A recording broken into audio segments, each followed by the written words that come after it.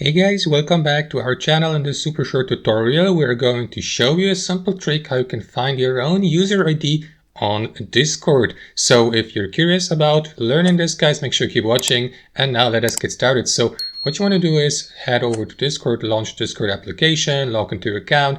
And what you will need to do first, guys, is access your account settings. You can do that by clicking on that gear icon here on your home screen, and then take a look at that list of settings here to the left. Scroll down till you get to the app settings, and under app settings, access the advanced section. So what you want to do next is enable the so-called developer mode here by switching it on here to the right. So let me do that really quickly. After that, you may close that settings window here, return to the home screen, and to find out your user ID, simply click on your username in the top, in the bottom left corner, and then you will see this option here from the drop-down menu, copy user ID. So simply click on it, open a notepad or a Word document or an open sheet on Google Docs, and simply paste your user ID there to use it for your personal purposes. So guys, that's how you do it. Hope you enjoyed the video, got some value from it, and I'll see you next time on our channel.